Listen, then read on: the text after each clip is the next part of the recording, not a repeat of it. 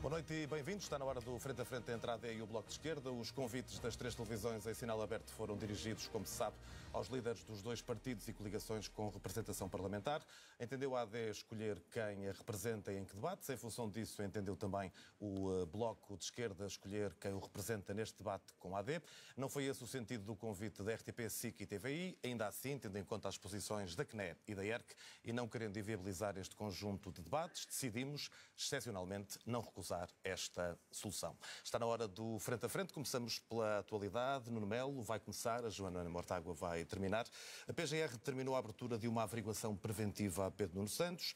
Estão em causa denúncias anónimas sobre a aquisição de duas casas, uma em 2022, outra em 2018. Pedro Nuno Santos diz que estranhou o momento da notícia e que, ao contrário de Luís Montenegro, não tem medo do escrutínio nem de perguntas. Não deve, não teme e não foge. Estou a citar. Pergunto-lhe se este caso vai marcar a campanha da AD.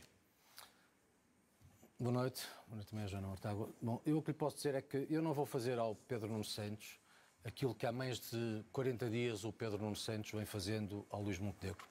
E eu estou num debate para discutir aquilo que, argumentando nas nossas diferenças, poderá ajudar a resolver problemas dos portugueses e, por isso, da minha parte, a sugestão é que passemos ao debate. A pergunta é a mesma para a Joana Mortágua. É um caso que vai marcar a campanha ou não? Boa noite a ambos. Antes de mais, uma breve nota de pesar pela morte de Cravinho. Cravinho foi uma pessoa que colaborou muito para este país, que trabalhou muito para este país e, sobretudo, dialogou muito com o Bloco de Esquerda nos temas da corrupção. Eu não queria deixar de deixar esta nota de pesar. Em relação à pergunta que colocou, eu acho que este debate não é sobre as decisões do Ministério Público. Este debate é sobre os problemas do país, as soluções para o país e é por aí que tem de seguir. A AD e o Bloco de Esquerda têm visões diametralmente opostas sobre o congelamento, o tetos às rendas praticadas em Portugal. Joana Mortágua, o teto às rendas resolve tudo? Eu tenho ouvido Nuno Melo fazer o elogio da governação do PSD e reparo que para sempre quando vai chegar à habitação. Não é capaz de fazer o resumo da governação do PSD em 11 meses no que toca à habitação. E esse resumo é casas cujos preços subiram 4 vezes mais do que na zona euro. São as capas de jornais hoje que nos dizem que dispararam 67% o número de pessoas que pede ajuda para pagar a renda e que corta na alimentação porque não consegue pagar a renda. E, portanto, o balanço da governação da AD na habitação é casas que os salários não podem pagar. Com um detalhe que não é assim tão pequeno, que é todas as medidas que a AD tomou sobre a habitação aumentaram o preço das casas. E o país já não aguenta a lenga-lenga da construção. É verdade que nós precisamos de construção, mas veja bem, eram 26 mil, depois 59 mil, a seguir 130 mil, é o milagre das rosas da construção da habitação e as pessoas não podem ficar à espera de um milagre. As pessoas precisam de uma medida que resolva o problema do preço das casas já. O teto às rendas é uma medida experimentada na Europa, que já mostramos como é que funciona. Uma outra televisão, a CNN, fez uma simulação, descobriu que um T2 com as mesmas características em Amsterdão custa 727 euros, em Lisboa pode chegar a 1.500, 1.700 euros. É uma desgraça que está a condenar a população à pobreza. E é isso que o Bloco de Esquerda, que uma proposta que já agora marcou estas eleições e marcou estes debates, é isso que o Bloco de Esquerda é o único partido que responde. Quero falar é baixar as rendas agora. Também, Nuno Melo, sobre a questão da habitação, mas pegando, podemos começar a resposta por aí. Não há nada a fazer diretamente no mercado do arrendamento em Portugal. Devolver a confiança a esse mercado, como consta do programa da AD, é o quê? Bom, isto está feito. Permita-me, em primeiro lugar, associar à nota e ao voto de pesar pelo falecimento, enfim, do antigo ministro Cravinho e, dito isto, tentar explicar a minha discordância de princípio com a Joana Mortágua. Vamos ver, em princípio, a origem do problema. Em primeiro lugar, a origem do problema. Este gráfico ajuda a perceber que entre 2000 e 2004, em Portugal, construíram-se 100 mil habitações novas. E entre 2015 e 2021, construíram-se 10 mil habitações novas. Houve, por isso, uma queda de perto de 90% na construção da habitação. Obviamente que o problema da habitação tem que ver com uma falta de oferta. Isto é que as pessoas não acreditam muito nas dinâmicas do mercado, mas como não há casas, esse é um problema que tem que ser resolvido através da construção. E, enfim, o Bloco de Esquerda tira agora da cartola esta coisa do teto das rendas, do congelamento de rendas, como sendo uma grande inovação, que não é. A medida é de 1948, foi introduzida pelo professor Salazar, durante o Estado Novo, saímos de um surto inflacionário no pós-guerra e não funcionou em Portugal e não funciona fora. De resto, os impactos estão mais do que estudados. Há 3 impactos clássicos deste tipo de medidas. O primeiro é, porque as pessoas querem transformar os proprietários em segurança social, basicamente, não é? É um ataque à propriedade privada, mas aí também a nossa diferença ideológica. Em primeiro lugar, a primeira consequência é de que os investidores que recorrem ao crédito para comprar casas deixam de poder pagar as casas. A segunda consequência é que deixam de poder, porque as rendas não são suficientes, deixam de poder reabilitar as casas. Em terceiro lugar, por causa disso, há uma degradação do parque de habitação, o que leva à degradação de partes das cidades onde é aplicada esta medida. Aconteceu assim em Lisboa, aconteceu no Porto. Pela sua geração talvez não se recorde, mas eu cresci com a Baixa do Porto abandonada e a Baixa de Lisboa durante muito tempo teve decrépita. É do Porto, sabem do que lhe digo.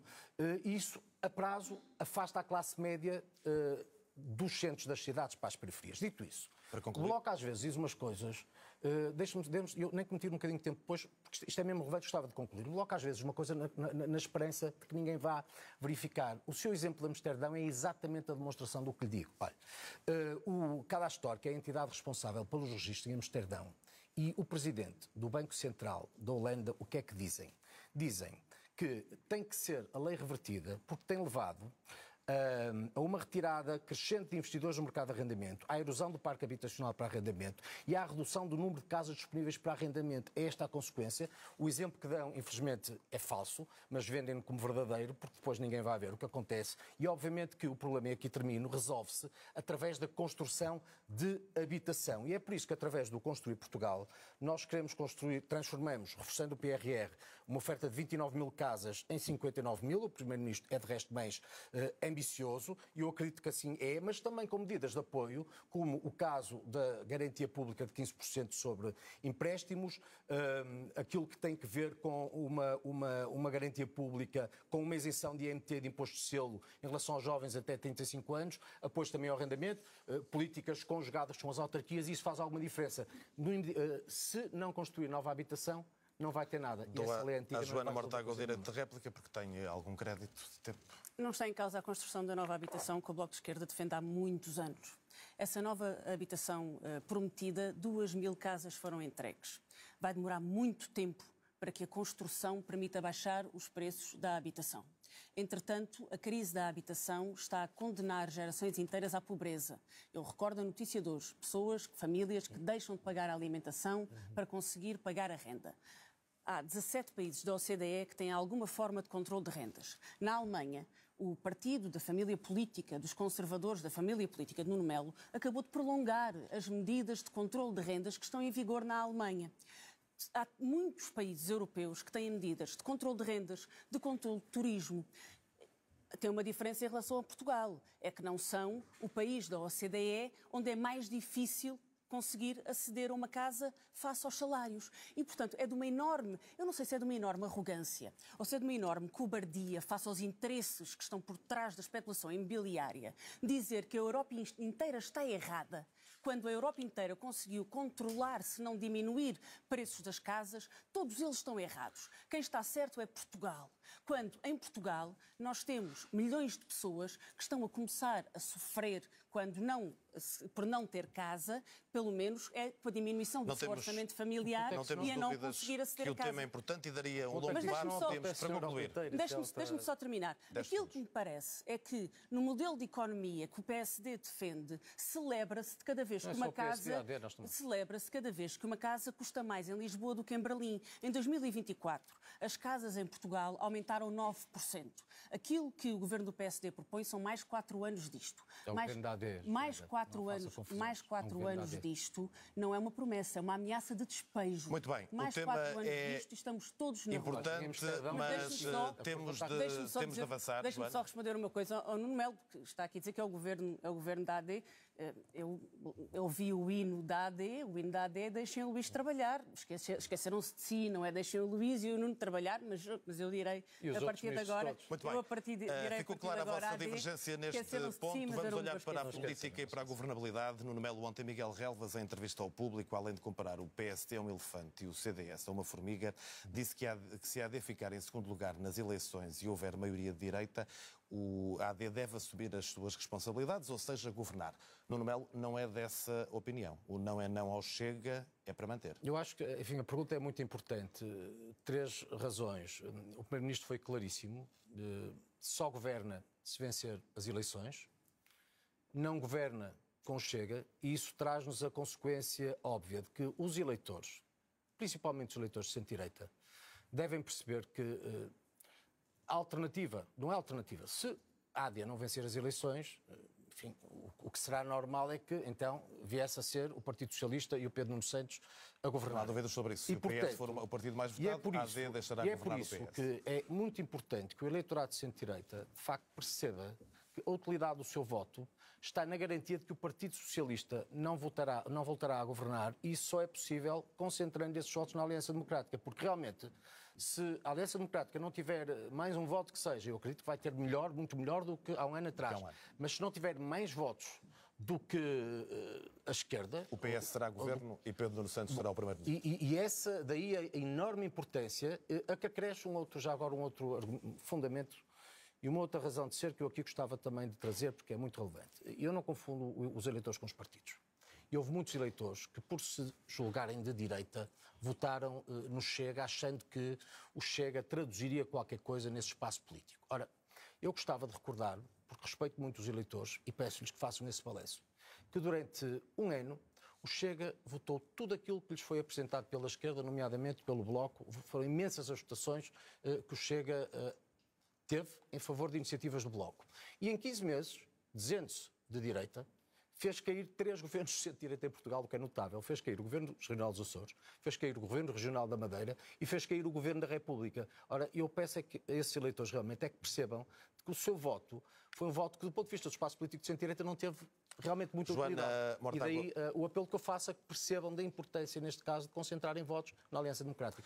O Presidente do PSD disse neste estúdio, precisamente anteontem, que estamos a assistir a uma montenegrização da política portuguesa, ou seja, a uma grande aproximação da oposição às propostas da AD.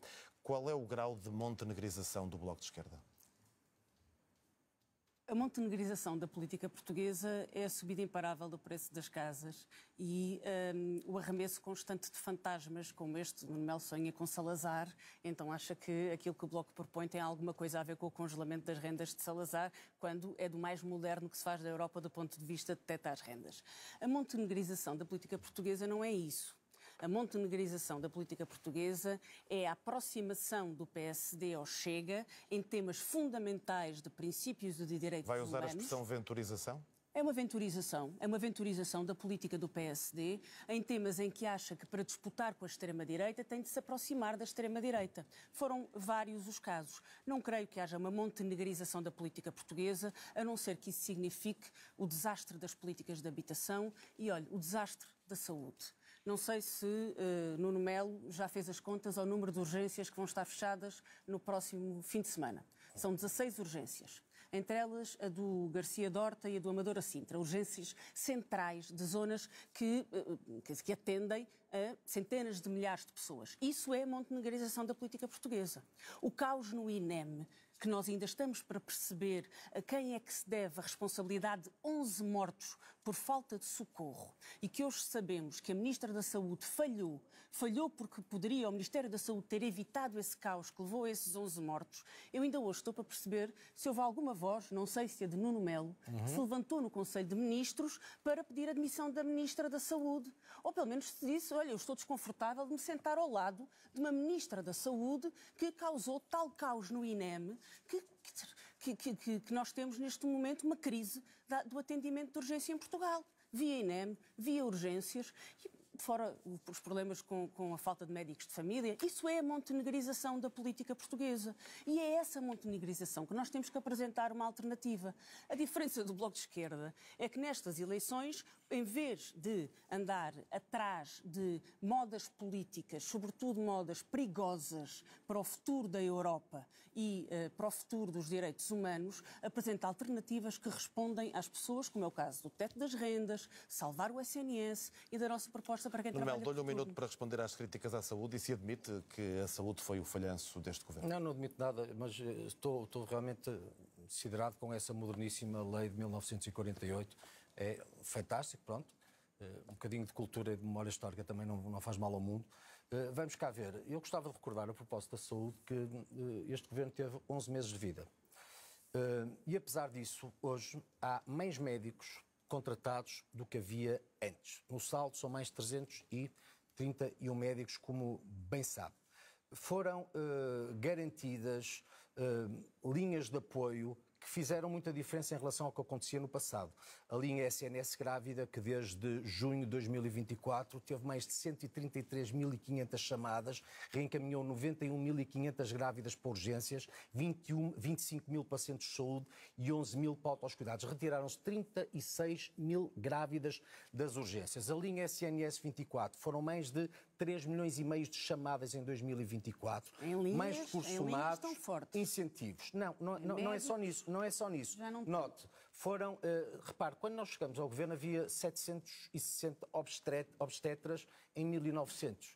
Acha que se corrigir isto, se retirar um bocadinho da reserva mental, acha que em 11 meses se consegue inverter um ciclo desses? Mas fizeram-se coisas tão importantes como participar a 100% dos medicamentos dos mais velhos, como assegurar, por exemplo, que os exames e os medicamentos são agora feitos nos próprios lares para que os idosos não tenham que sair e tenham de recorrer muitas vezes a hospitais onde contraem doenças, e por isso morrem. E, portanto, enfim, as consultas de especialidade, houve mais 700 mil consultas que em 2023, cirurgias, houve mais 32.614 cirurgias que em 2023. A lista de espera em cirurgia oncológica, vamos cá ver, houve melhorias, houve uma redução total dos doentes acima dos tempos máximos de resposta, que é muito impressionante. Tudo isto foi feito em 11 meses. Agora, o que me parece realmente, essa expressão de reserva mental é achar-se quando se recebe a saúde num caos. Depois de tudo aquilo que a Joana Mortágua bem sabe acontecia até às eleições há um ano atrás. 11 meses depois, os problemas da saúde estavam resolvidos em Portugal. Há uma coisa que eu sei, ao contrário de si, e nomeadamente aquilo que conseguiu em tempos de geringonça, os problemas da saúde não se resolvem atirando ideologia. Bem, vamos mudar. Só dizer isto, não se resolvem atirando ideologia para cima dos problemas. E porquê é que eu digo ideologia? Por influência do Bloco de Esquerda, havia parcerias público-privadas que foram extintas e que transformaram hospitais extraordinários de referência, como o Hospital de Braga, em hospitais cheios de problemas. A Joana Mortágua, sim, e a Mariana Mortágua, sim, são responsáveis pelo agravamento da saúde muito em Portugal, por decisões que foram ideológicas. Que este debate vai continuar a ser ideológico. Aproveitaram uma ministra que se exaltava a escutar internacional, não é? Isso é ouro para os ouvidos do Bloco de Esquerda. Vai daí, há que acabar com as parcerias. E foram muito responsáveis pelo caos em que realmente recebemos a saúde em Portugal. Joana Mortágua, deixe-me só fazer uma réplica muito rápida. É precisamente porque a saúde foi uma das áreas em que a maioria absoluta do Partido Socialista mais falhou e porque percebemos perfeitamente a herança que o governo da AD recebeu, que aquilo que estava, a responsabilidade que o governo da AD tinha era fazer um bocadinho melhor. Bastava fazer um bocadinho melhor. E não fez. Prometeram salvar o SNS em 60 dias. Afundaram o SNS. Ideológico é encerrar urgências para os entregar aos privados. A PPP de Braga teve 5 anos em falência técnica. Mas nós não estamos aqui para discutir ideologia. A realidade é contraintuitiva em relação àquilo que o Nuno Melo aqui vem trazer. Toda a gente que se dirige a uma urgência sabe que aquilo que o Nuno Melo aqui vem trazer é propaganda. Como, aliás, é a maior parte das vitórias apregoadas por este governo. É contraintuitivo em relação à realidade. Eu não quero interromper realmente, mas se me permite, sabe, eu sou do Distrito de Braga. 5 anos em falência técnica. Eu conheço Braga. Eu testemunhei a excelência de um hospital que os senhores destruíram. Eu devo dizer que isso é quase criminoso. Faz porque o dobro na das vossa cirurgias deriva agora. ideológica, em que tudo é público, tudo é público, tudo é público, a preocupação do Bloco realmente não é dar melhores possibilidades aos doentes. É garantir que, no final, a marca ideológica, de alguma forma... Mas a preocupação é salvar o SNS. E, portanto, o Bloco de Esquerda, nos tempos da Geringonça, nomeadamente e depois, deu um grande contributo para a degradação... Muito bem, ficou clara também a vossa posição, Joana Mortágua, porque é que o Bloco de Esquerda diz que a via verde para os imigrantes é um disparate e que é uma via vermelha e que na questão da imigração o Governo se aproximou do Chega? O Governo entendeu que deveria imitar a extrema-direita no discurso sobre imigração. E, para isso, fez duas coisas. Uma, mentiu. Mentiu ao país. Leitão Amaro veio dizer que Portugal era um dos países que recebia mais imigrantes em comparação com a população. Mentiu. Todos os jornais dizem que isso é uma absoluta mentira. Em segundo lugar, fez de conta. Fez de conta que ia limitar a entrada de imigrantes. E, portanto, fez um número com o fim da manifestação de interesse e, logo ao lado, veio abrir uma via verde para entrarem mais 100 mil trabalhadores para a construção civil. E vai continuar a fazer de conta. E os trabalhadores vão continuar a entrar. E sabe porquê que vão continuar a entrar? Quem lhe explica é Paulo Portas. Paulo Portas, quando pergunta quem é que nos vai servir à mesa nos restaurantes? Quem é que vai fazer os quartos dos hotéis? Quem é que vai para as gruas da construção civil? Quem é que faz a entrega das compras online? Portugal precisa de imigração regulada, de imigração regularizada. O que nós não precisamos... É uma novidade citar Paulo Portas. O que nós... Quando Paulo Portas percebe a necessidade que a nossa economia tem de imigração, é preciso citar-se o bom senso. Há uma coisa que não se pode fazer, que é criar uma via em que os imigrantes vêm por encomenda. Eles vêm por encomenda dos empresários, deixando para todos os outros a clandestinidade, o trabalho ilegal, deixando para todos os outros toda a miséria da vida de trabalhadores que não se podem regularizar, mas que estão cá porque a economia os chamou. Portugal não foi um país de portas escancaradas nos últimos anos? Portugal tem imigrantes da mesma forma que todos... Não sei se viu dados que recentemente dizem quando todos os países ricos receberam mais imigrantes nos últimos anos. A nossa economia, e responde pelo modelo de economia que se criou de turismo, de agricultura intensiva, quem responde por esse modelo de economia responde também pelo facto de ser uma economia que precisa de muita mão de obra imigrante. Mas também lhe digo, se não for pelos imigrantes, as contribuições para a segurança social deixam de permitir pagar as pensões e as reformas dos nossos idosos hoje. Hipócrita é perceber que nós precisamos destes imigrantes para a nossa economia, mas não os tratar com respeito. E é uma questão de respeito que é fundamental e é nessa que a AD cedeu. Nuno Melo, as empresas portuguesas deixariam... É sobre isto. Deixariam de funcionar amanhã se não tivéssemos provavelmente mais de 1 milhão de imigrantes em Portugal. Não se tem dramatizado em excesso a questão das portas escancaradas quando sabemos que o país não funcionava sem os imigrantes? Bom, vamos cá ver.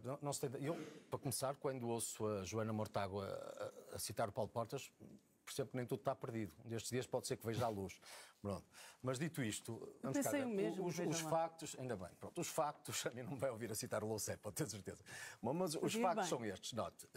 Em 2018 havia 490 mil migrantes em Portugal. Em 2024 eram 1.465.000 migrantes. Destes, mas necessários ou não? Destes, a questão não está na utilidade. Está no humanismo que esta política simplesmente não consciente.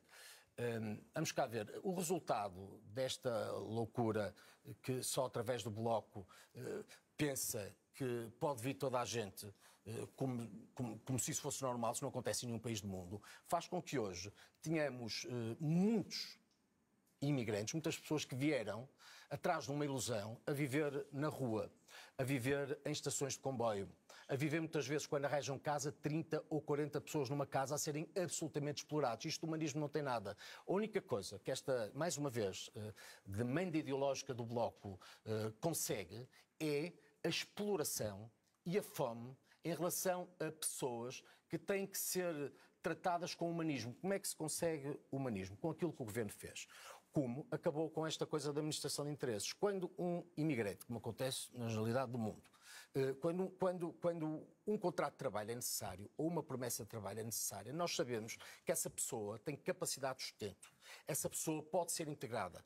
Essa pessoa, sendo integrada, vai beneficiar de tudo aquilo que nós damos aos portugueses. E agora, só quanto à dita via verde. E agora, para terminar, eu quero falar de defesa. Via verde não é via verde nenhuma. Isso é um disparate. É uma extraordinária medida que este governo lançou mão, que é um protocolo, note, com 5 confederações: indústria, comércio, agricultura, turismo, construção e entidades públicas. Cada uma delas tem que garantir que essas pessoas têm um contrato, tem que lhes garantir habitação, tem que lhes garantir seguro. Muito bem, vamos falar de... em 30 dias. Os processos têm que ser tratados em 30 dias, o que é absolutamente 30 segundos, Mariana, de réplica, temos que avançar para o último tema. Onde o Bloco dá a exploração, nós damos humanismo, porque com rigor tratamos a entrada das pessoas. Eu acho a maior desfaçatez as tentativas e insinuações de associar a crise de habitação à imigração. Eu não sei quem é que o Nuno Melo... Não sei quem é que o Nuno Melo acha que vai construir as 130 mil casas que a AD prometeu. Não sei se acha que são os jovens da juventude centrista que vão carregar baldes de massa ou são os jovens da JSD que vão assentar tijolo. Mas essas casas têm que ser construídas. E se estes trabalhadores cá estão é porque a economia os chama. E o mínimo que o país pode fazer quando precisa de trabalhadores para construir as casas que vão resolver a nossa crise da habitação é tratá-los com respeito. Muito bem, vamos ao último tema deste debate e eu só posso dar um minuto final ao Nuno Melo, mas também como embora esteja aqui como presidente do CDS-PP, é o Ministro da Defesa e, portanto, é o assunto em que estará seguramente mais à vontade. O aumento da despesa na defesa ou de investimento, nas palavras do Nuno Melo, é uma das bandeiras. Hoje, e nesse contexto, numa entrevista à Antena 1, disse que, por enquanto, o serviço militar obrigatório está fora de questão. Porquê o por enquanto?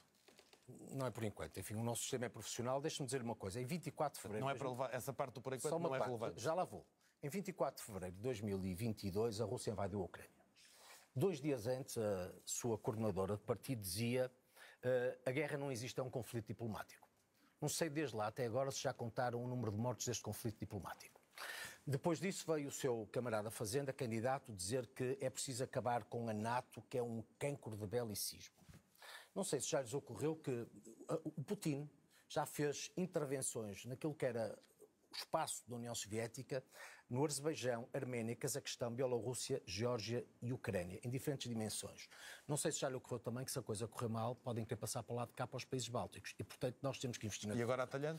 Querem acabar com a NATO, o que é uma perfeita irresponsabilidade. Já agora a sua coordenadora diz, eu por acaso achei muita graça à expressão, a ideia de que Putin vem num tanque montado que nos vai entrar na fronteira espanhola. A fronteira não é espanhola. A nossa fronteira, ao contrário da vossa, é da democracia. E essa está um bocadinho mais longe. E já agora os mísseis normalmente não vêm por via rodoviária. Mas depois da declaração ideológica... Em relação sobre o papão da defesa, nós temos na Segurança Social um investimento de 27,3 mil milhões de euros. Na defesa estamos a falar de 3 mil milhões de euros. Não há papão nenhum. E o que manda a